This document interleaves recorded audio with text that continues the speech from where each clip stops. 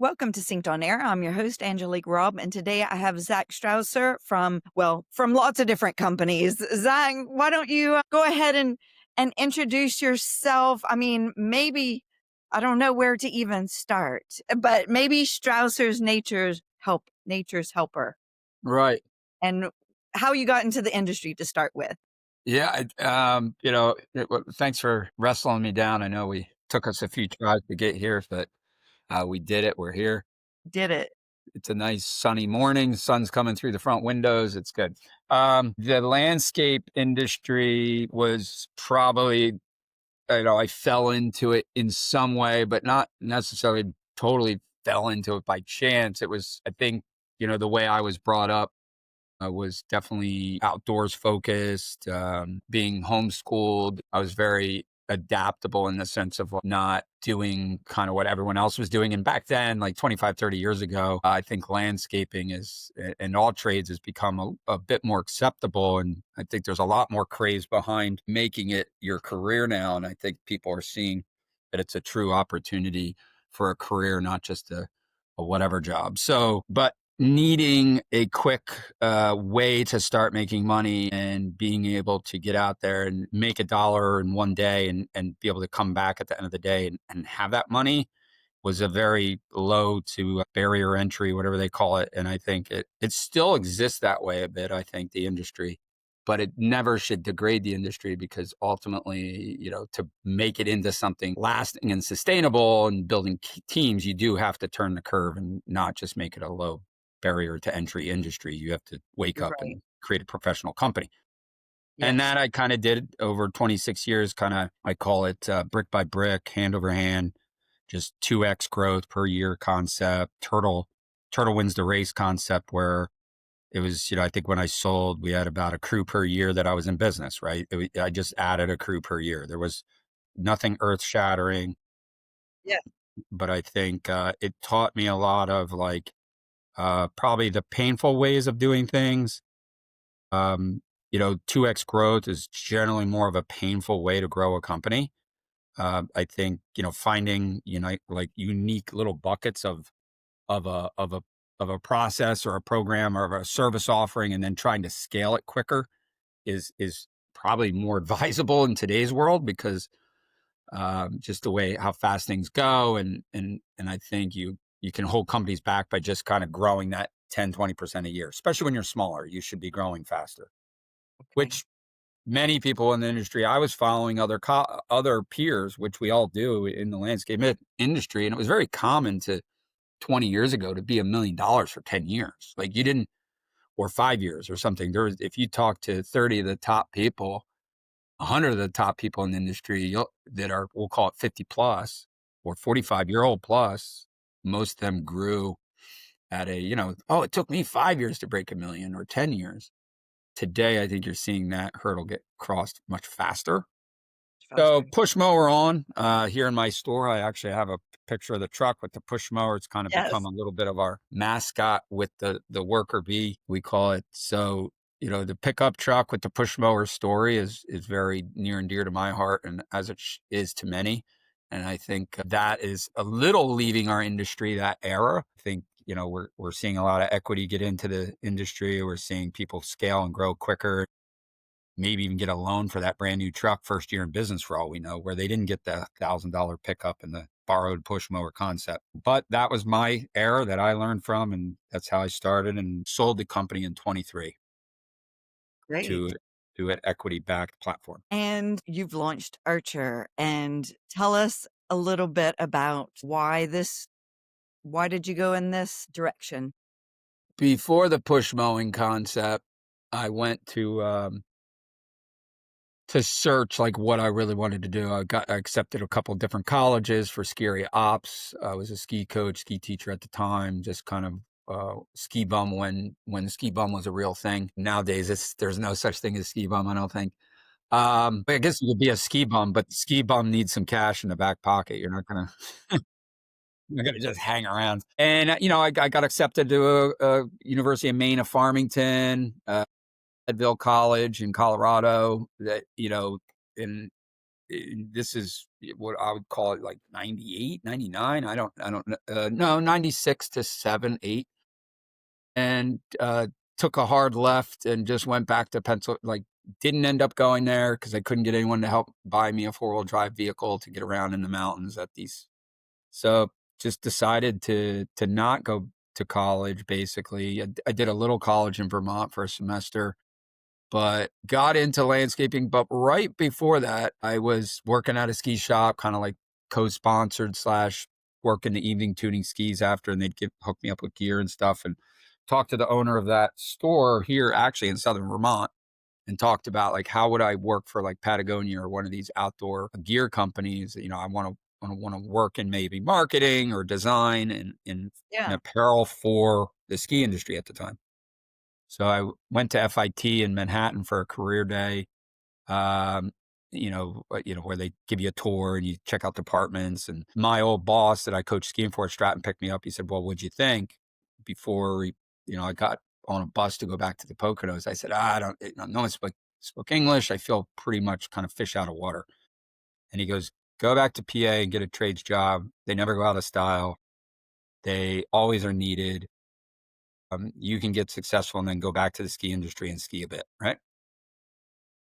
Basically put the head down, went back to the Poconos where I knew people, where I grew up mostly, and in Pennsylvania, Eastern, what's about an hour from New York City, hour and 15 minutes, right on the border of New Jersey. And yeah, that 2X world of grow a crew per year.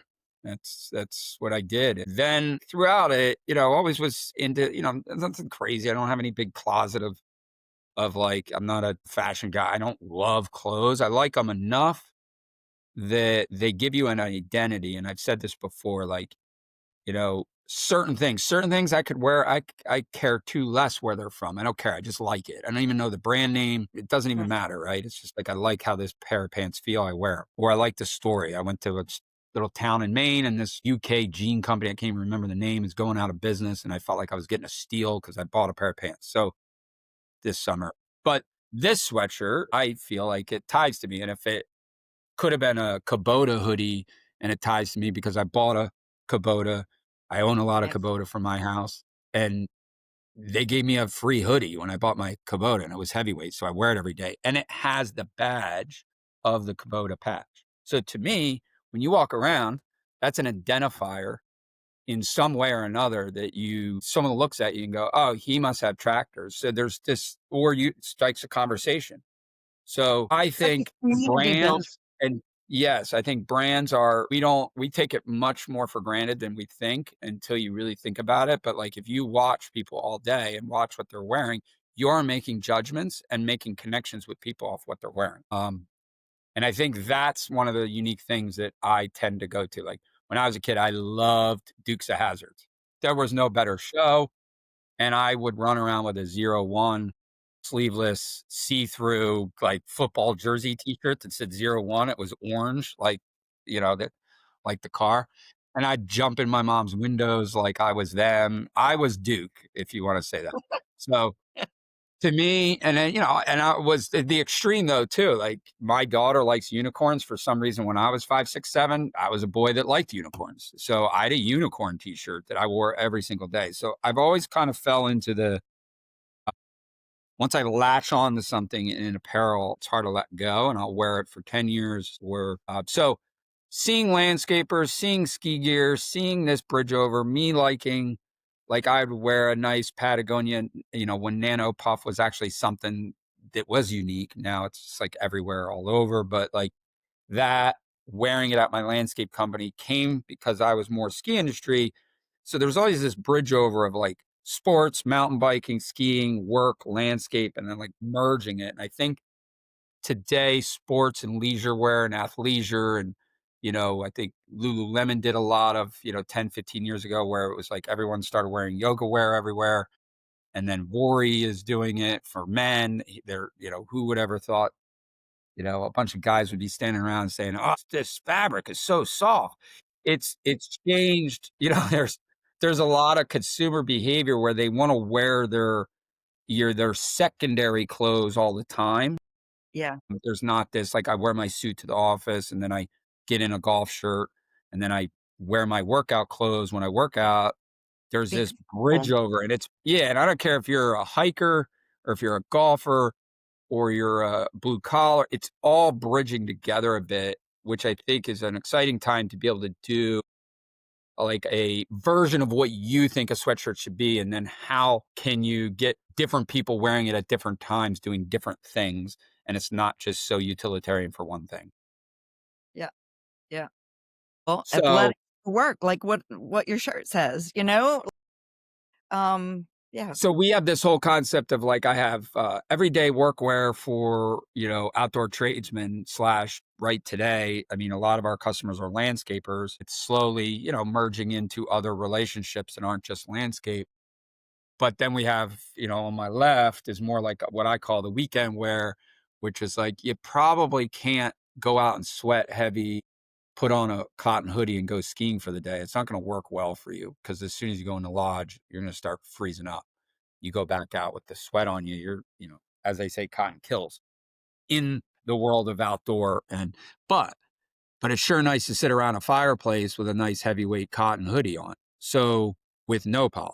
So I think there's this world that I want to create like a more of a leisure, heavyweight, built well weekend wear, I call it, or afterwear, after hours wear that and then more of a performance line that we've been creating where it's more when the athlete is out working hard like an athlete like they do, whether they're climbing ladders or running wheelbarrows or whatever they're doing athletically working, we want to make sure that we create those performance aspects to the product for them. So it's kind of like that two-prong approach, more comfortable and see where certain products merge together. But that's my vision. We're going to have this athleisure work weekend wear, and then we have the aggressive go after it products.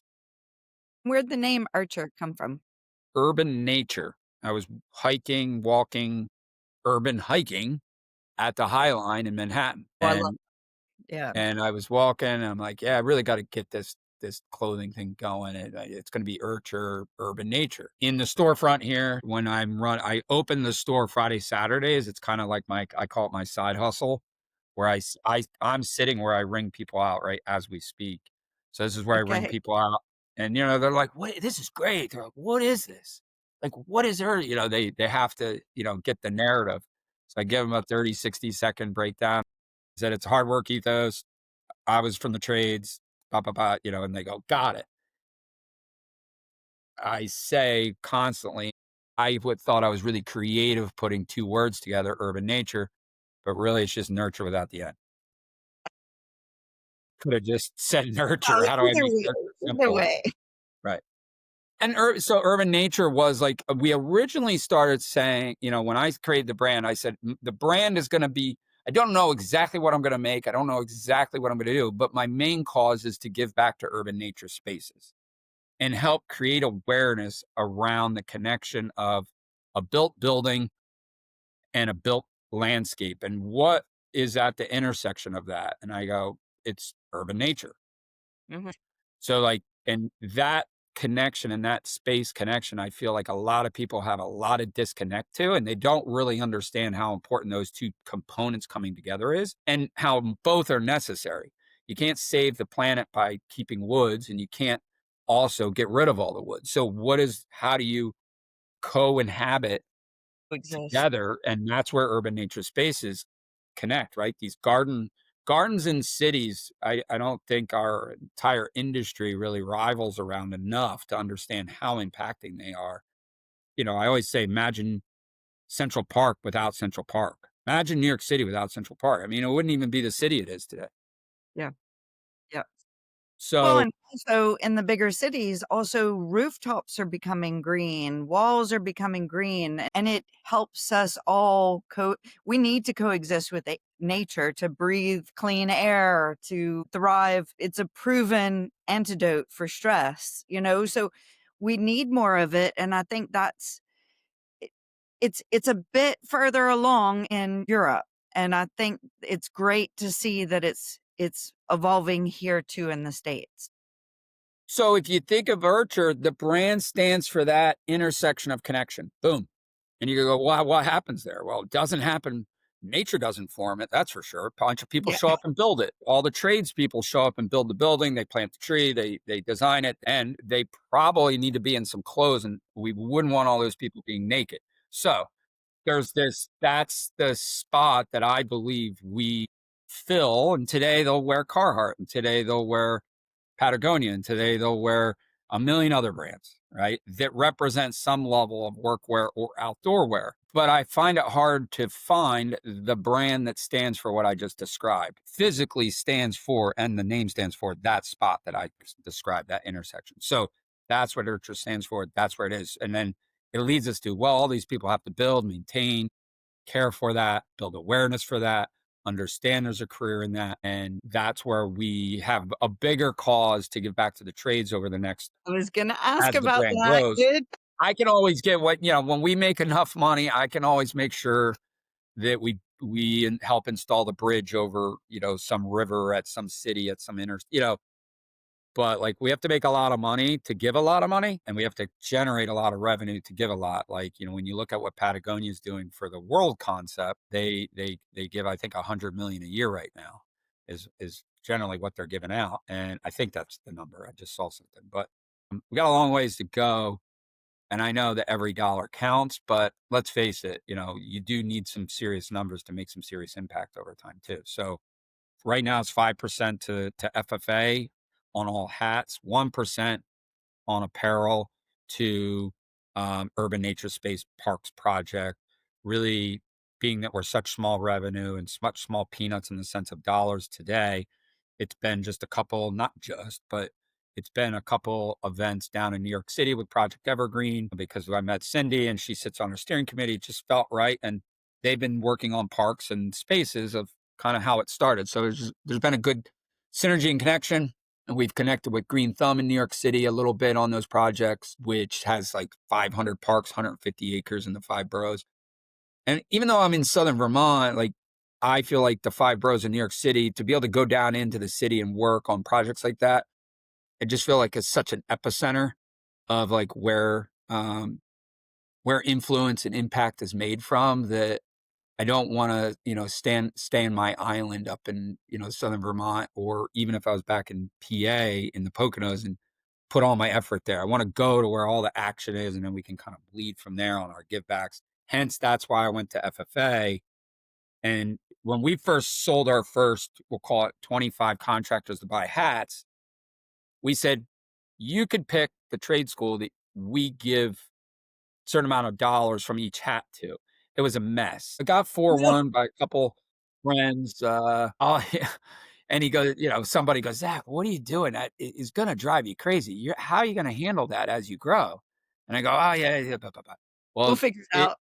you couldn't do it. We couldn't get the checks to people. We couldn't even get the school to call us back. It was just great idea, but really hard administration wise and operationally. So we went to FFA. We have a meeting with Skills USA coming up. We would like to get landscape associations to sign up. If a school really wants to sign up, we're not going to segregate. At some point, you're going to be able to be on our website. And when you buy something, you're going to pick, hey, I want it to go. I'm really connected with blah, blah, blah, blah. And you're going to be able to connect there, click there. And at the end of the year, we'll disperse the funds to that organization that already pre-signed up with us, not the contractor tells us who. That was, yeah.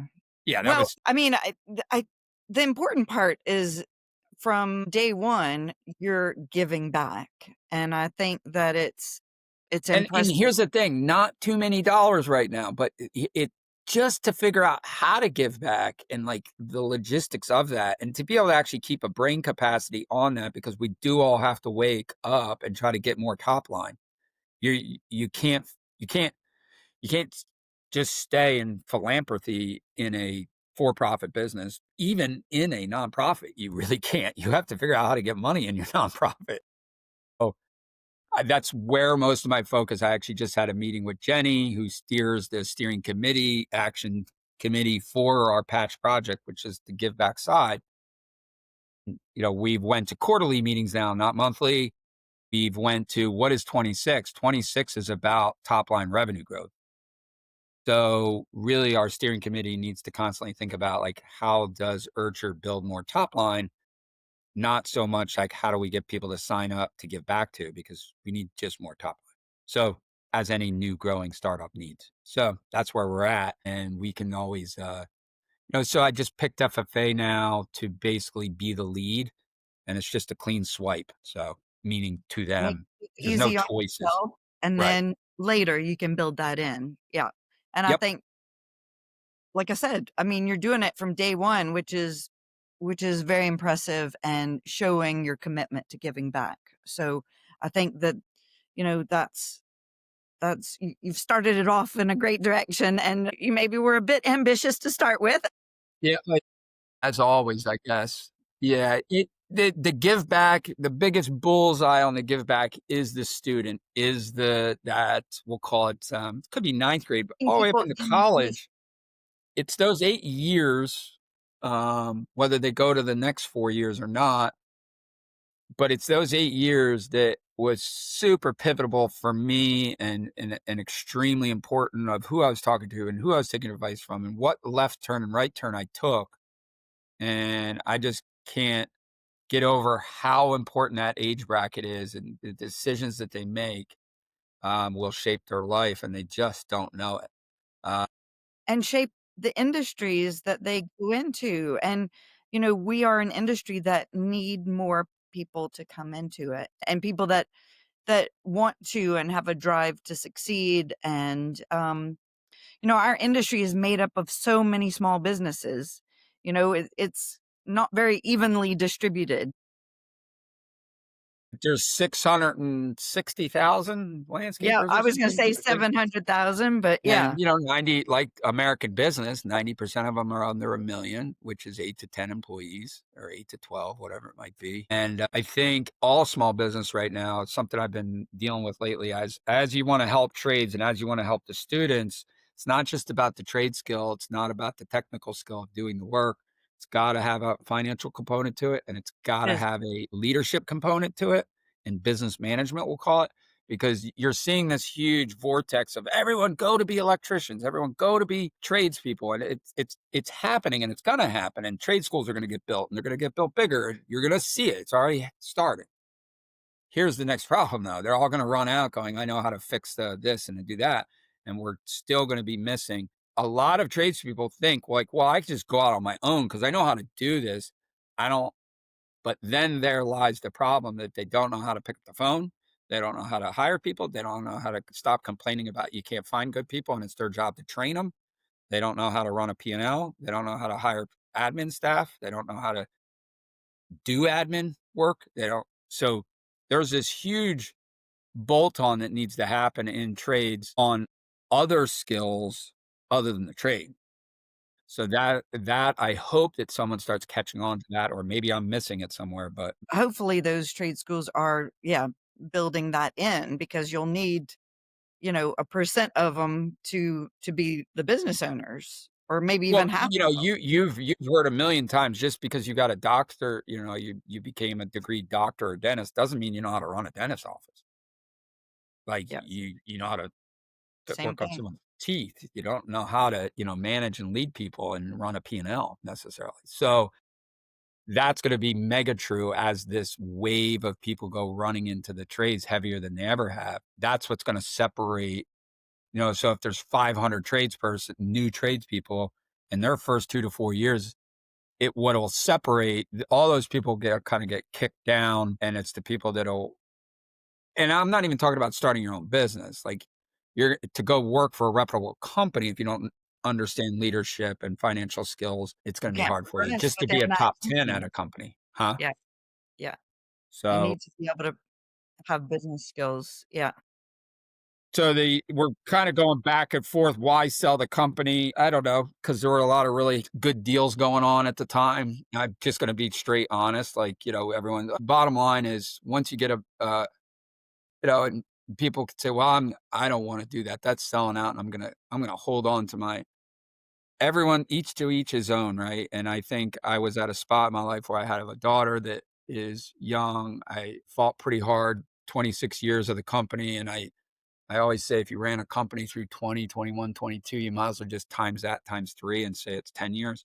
Oh, just dealing with the shutdowns and the, snow removal. I remember some snowstorms where we had, you know, 70 hotel rooms one night because we couldn't put 3 people, we had a lot of remote snow work where we had people in hotels, and I couldn't put more than one person in a room, and it goes on and on, My goodness. multiple years of that. And just having a child later in life, our only child, I think there was just a lot of, and having this burn in me, I used to say I'm going to do a farm 5% of the time, Urture 15%. I'm at 80. Strauss will be good at 80%. And my friend goes, yeah, but what if you wake up and think about the farm, the 5% all day, every day? Like, are you really even effective at your 80%? You So can't do the other ones well. Yeah. what are you going to regret? And I think that's the world. Are you going to regret by selling? Or are you going to regret by not taking the bigger leap? Staying in a landscape company, and is basically self-operating itself to some extent. And I had a great financial system that they could, kind of, we'll call it, be their own boss through the metrics. And I could have, looking back, I could have easily incrementally kept growing it and had a lifestyle company. I could have, and it would have been way easier to what I'm doing today. I'll be honest. At the time, I didn't know that. And then two, I could have, maybe did as they call it in the industry, a few tuck-ins, and then I would have got my equity, and then I could have did something. But then I would have had to become a CEO executive, which I have no desire to be. I'm a CEO founder, which is a two totally different people, and I have no desire to pound the pavement as an executive. So Well, and this, I think, it seems like from photos on LinkedIn, like your daughter's involved with what you're doing at I Urture. got her here. Yeah, she's here. She stamps the bags. I give her a buck. I give her a buck a day to work. Real cheap labor. But yeah, and then she gets like chicken parm that probably costs like $30 for dinner for takeout. But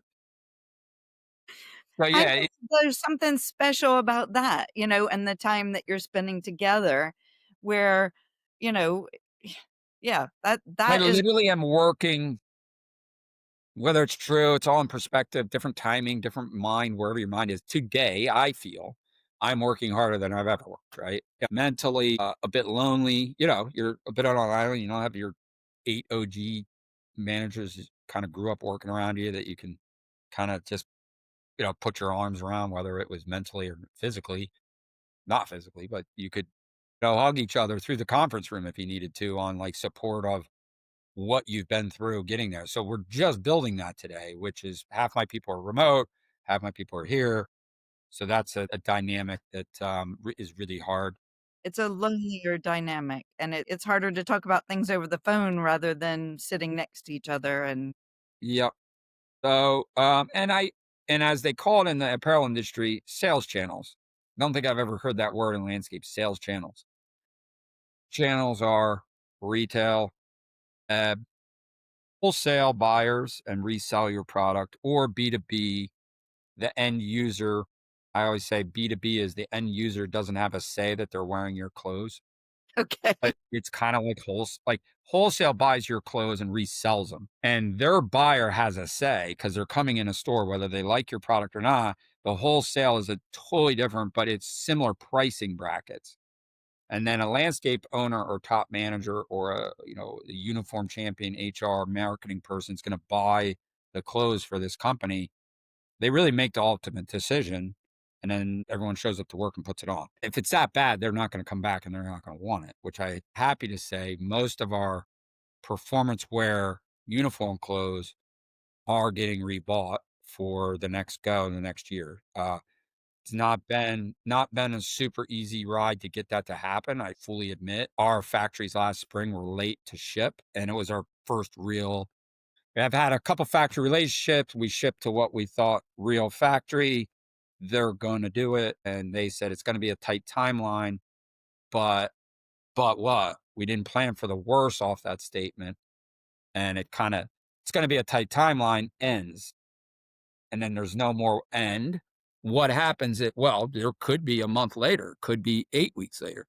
So The first OG early adopter buyers of Zach, yeah, I'll go in on this. I'll buy your no vest shirts. We were late, and it's been just a grind of kind of getting them to believe in the next buy, getting them to continue to work with us.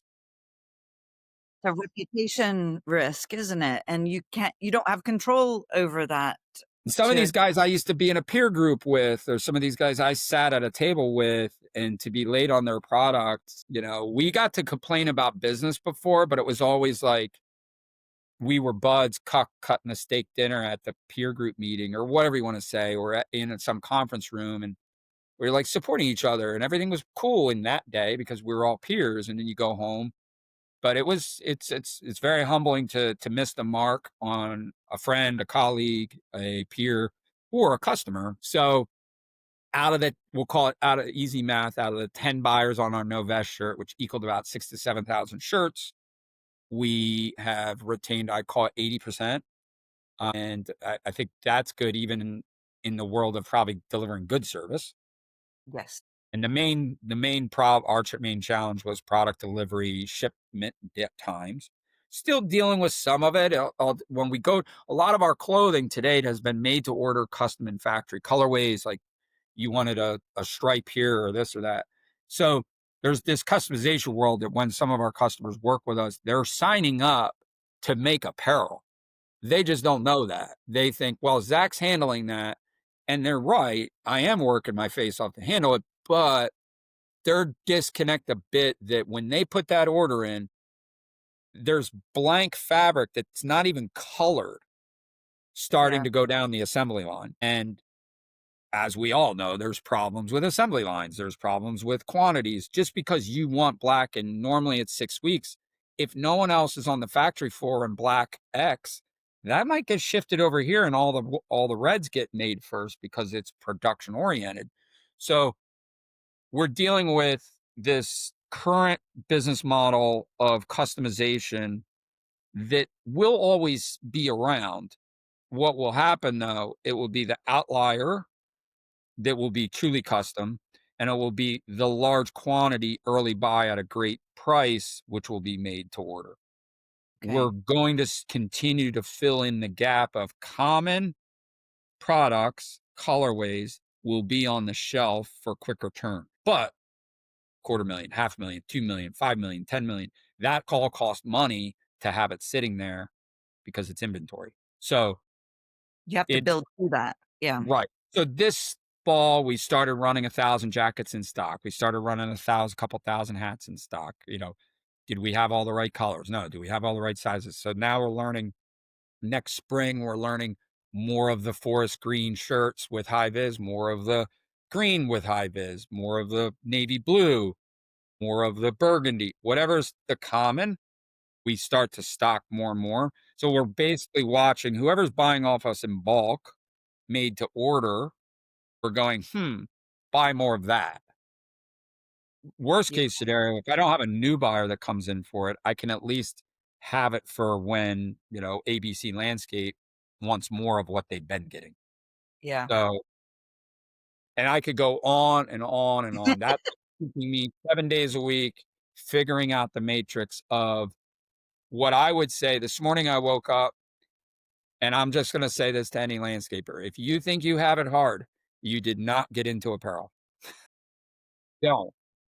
Oh, labor's so hard, you can't, and I don't know, maybe that's just me, like, if it was startup for startup, if you and I knew either industry and we went for it, maybe that's a different world, but, like, Maybe it feels the same. I don't know, but I think it's well, I personally think it keeps you young to learn something new, and that's why, I don't mind starting other things and, here's the it thing, when you're selling labor, think of this, landscaping is selling labor. You could make it sexy all you want. Oh, you sell outdoor environments, you create stories that'll last a lifetime, sure.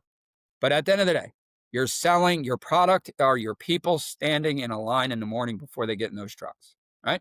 Happy, sad, funny, screwing off, not doing a good job, doing a great job. There's a bunch of people standing in that row that are your product. And then you enhance it with a little mulch, with a little salt, with a little plant, with a little truck, with this. Just like I put a sweatshirt in a box, you're putting a person in a truck. Yeah. It's like, think of it that way. And we're not, it is what it is. The labor could be half functioning that day, doing a bad job, and you're going to get through it somehow. If my product isn't good and not selling, it's just sitting there. Just, and like, and let's face it, if you don't have work, you let your people go.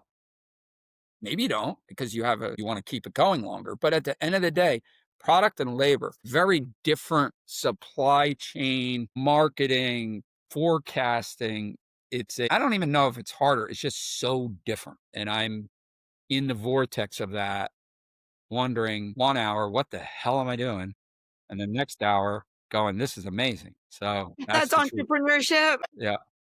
So, and our number one selling shirt to the weekender or to the have fun outside of the no vest shirts and the jackets and the hats that we've made for utilitarian use, the weekend wear is the navy blue, orange, goldish orange, East font, 70s font, put some dirt on it. Done. That's the that's I the love Urture that.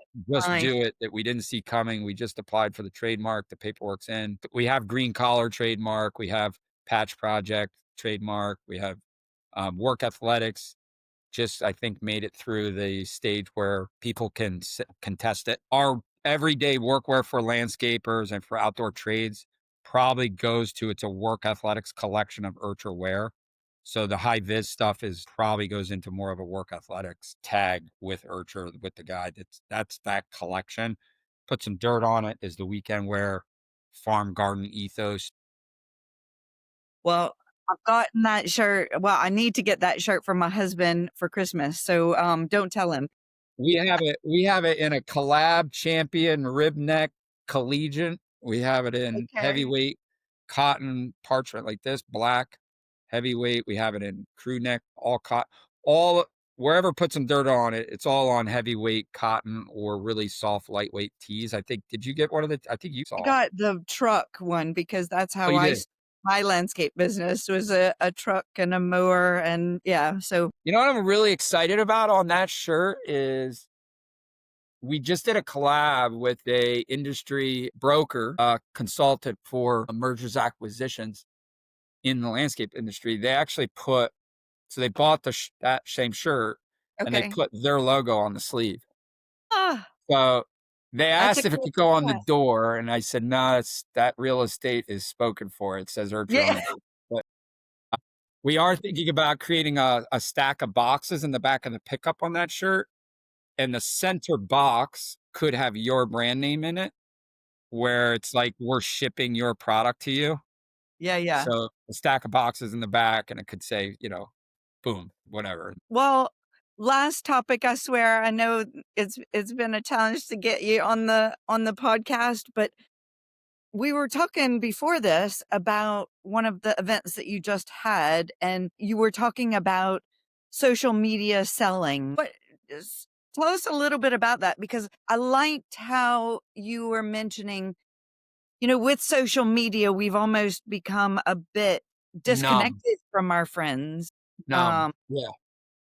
We're swiping, we're seeing a shooting in Australia on a beach, and then we're swiping to the next. And I might see you interviewing someone on like this. And it's like this world of like just left, right, up, down. I mean, and then I go to, of course, my algorithm is sewing factories with sewing machines and fabric, and then I see landscaping and snow plowing and like everything that my, life, organic farming. And it's just this world of like, so when someone says, Zach, do you have ADD? Of course. Are you? Of course. Like, what are you talking about? America does, let alone me. I mean, of course I do, but then and then we're kind of numbed out. Like we talked about before we got on or before we hit record was, you know, we're, it's almost like, well, 80% of everyone's not even liking what their friend, but they're just watching.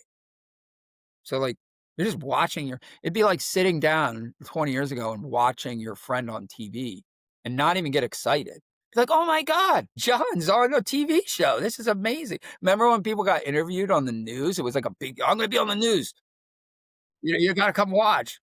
And people would record it with a VHS of like Zach got interviewed by the local news station about the lack of snow this winter. It was a big deal. Yeah. Today, it's all nothing's I mean, like I said, the extreme of what we're even doing. A lot of noise. Yeah. So then if you sell a shirt direct to consumer and you sell something online, an acceptable ROAS slash marketing budget is 20%. And there's $350 million clothing brands accepting all day 20%. Investors want them to 18%. But spending 70 million to make sure their clothing shows up on Facebook and Instagram and all these things. So just food for thought. Everyone that says clothing is getting so expensive, just remember you're giving it to Zuckerberg, a lot of it. So, you know, so social sell, I think, is the next. So, like 10 years ago, if you were online selling something, whether it was just a posted ad, whether it was just organically posting buy what I make or connect with me, it was more fruitful. Yeah. Podcasts were more fruitful 10 years ago, right? Today, there's a lot of them. So, It's what are you diluted. doing to stick out? And what are you doing to where people's behaviors are shifting? And from what Gary Vee says, mark my words, if you don't do it, you're going to regret it. And you're going to wonder how everything was getting sold on social sell shops. And you just watched it go right by your face. So, it's social sell. And like you and I were saying, I think landscape companies could be having shows of like selling, you know, fire pit packages. Like it's like just what is your products and services? And then if you're not having live shows to potentially auction that off, sell it at fixed rate, sell it at maybe it's a talk show where you're giving some advice and you're teaching people about your service, but then in the middle, you go, hey, so I'm going to tell you that the people that stay on through the whole show, I'm going to be giving out this free fire pit. And that could be your social sell. But at the end of the day, let's maybe stop doing the typical things that we've been doing online, which is like literally spending to play or watching and maybe not even having the energy to like your friend's post or wonder if you do like it, what is someone else going to think by you liking that? Because I put a hat out that said no one owes you shit. And a lot of people were pissed off thinking it was connected somehow to like this immigration thing. And I was like, you got to be kidding me. Unfriend, unfollow, block, you know.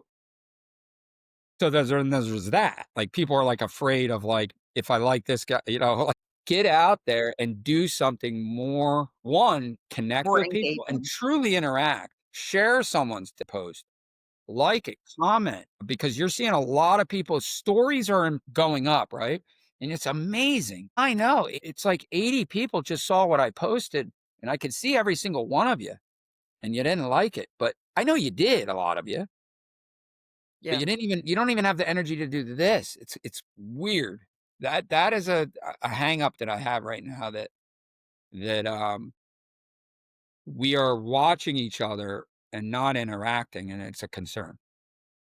Well, and I think to your point, the social selling is more interactive. And so I think that Gary Vee has said that, we need to be live more and I think that's why. It's because then you feel that interaction. Just like what you said about working remotely as your team synced, we're the same. All of our team members are remote.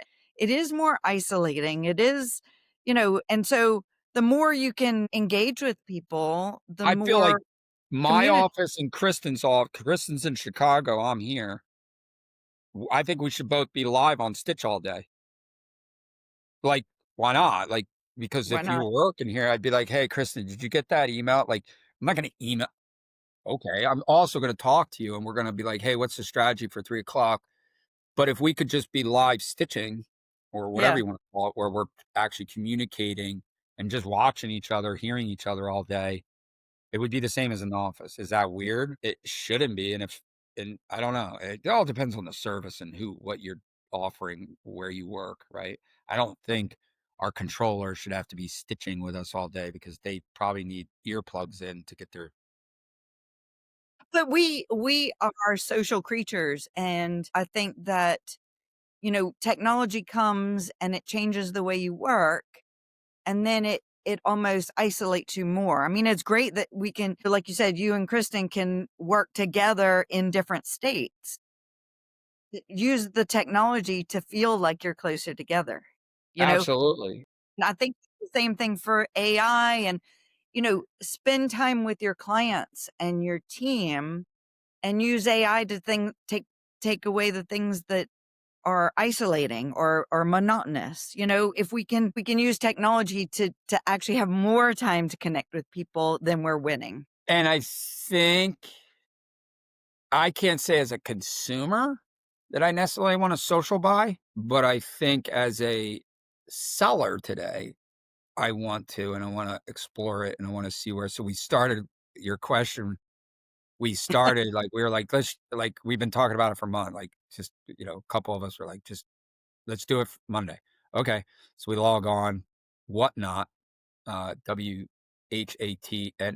whatnot. And then we have work athletics slash dash Urture. So check it out. But we now moved it to Fridays. We're gonna start doing a social sell Okay. show from 5 or 6 to like 7, 8. Most buying is going on between 6, 7, and 9, 10 p.m. on Friday, Saturday nights. Those are the biggest, supposedly, we'll call it shopping with your phone. We'll call it. So we're gonna do a live show. We're gonna just keep picking different products, but we'd like it to be where we get more interaction. Um, Imagine this show. We would have taken breaks for a couple minutes and like pushed off a product or two throughout the show versus Yeah. um Recording it and then yeah, versus just all sell. Can we bring some other value into it? I know in a retail setting here, I would say 1 to 2 out of every 3 buyers that I'm ringing up.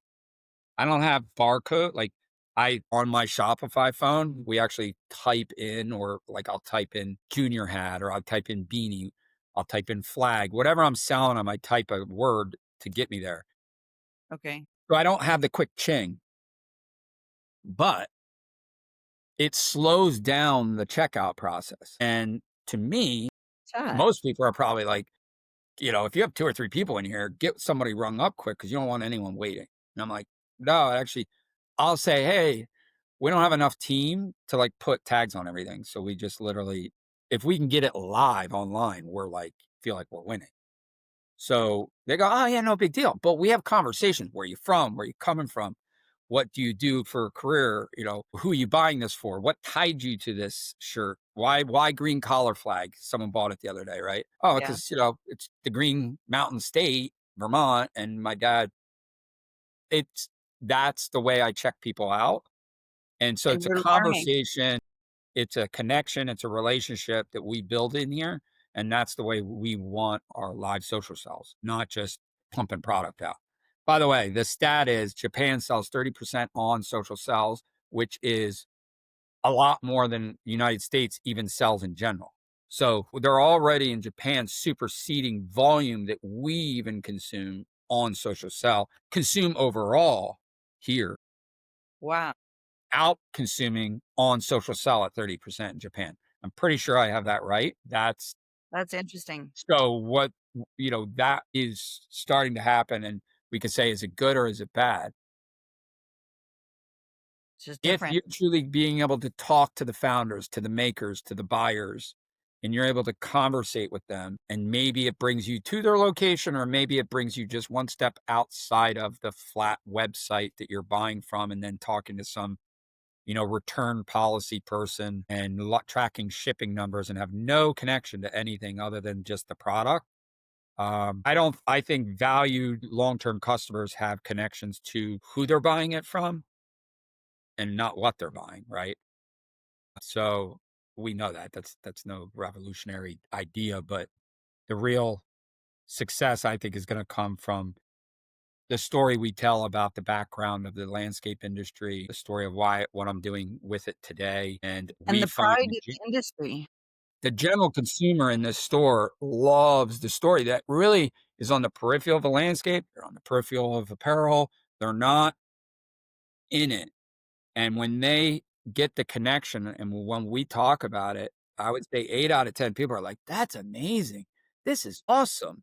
So I like to tell everyone I'm the, the battle cry or cheerleader for the landscape industry. It's just through clothes. We're sitting here on a small upscale town, Manchester, Vermont. And I call it an upscale town because it's a lot of second homes. It's a lot of Manhattan in Vermont, a lot of Connecticut in Vermont, and it's really interesting to see these people come through. And I would say, 8 out of 10 people coming through this store are the ones hiring the landscapers for their property, but now they're buying a shirt from one of them that says "Put some dirt on it." So that I really think is cool, and I think we should think it's cool as a landscape industry.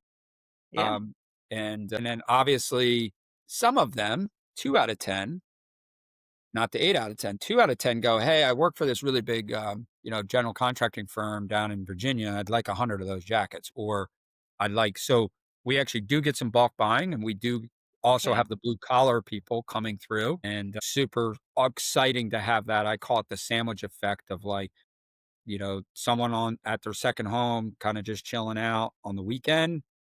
And then we also have that blue collar person coming through. My concrete buddy comes through and gets jackets. So it's like this, we're putting that blue collar or green collar, Mm. we talked about the landscaping, on the map in a town that where you might see vineyard vines or life is good, or this vibe of like, oh, I'm eating ice cream, walking on a vacation street with my significant other. It's Saturday. And we have a poster hanging in the wall that says, no one owes you shit. You got to hustle, you got to work, you got to ba, ba, ba, ba, ba. And it's really cool because we're stirring up the calm street of eating that ice cream cone or doing whatever, right? Put some dirt on it. The Yeah. feedback is cool. We're not doing tons of rev, but we'll do in 400 square feet, we'll do anywhere from, 500 to $1,500 in a day. So, and that's on Friday, Saturdays. So Okay. thanks for having me. I Hey, this has been great. love It's great. getting interviewed. Well, and it's such a great story and, the evolution of everything that you're doing and how it all comes together in the end. So, yeah, thank you for instilling pride in our industry through what you're doing and making our industry more visible too. I think, everything that people put out into the world that's positive about our industry helps. So, appreciate you coming on the podcast today and Zach, Just one last thing, if you ever see me hanging out at the country club and not being in the blue green collar space, come slap me on the back of the neck and say, "Hey, you said you weren't gonna." We want everyone in the country to buy our stuff that ties to it, but we stay true and near and dear to the, trade side where we started, what the roots are from. and giving back. So check out Urture and we'll put a link to your website in the show notes and yeah, reach out to Zach and learn more. Thank you. Thanks, Zach. Great to have you on. Yes, thanks. See you again soon.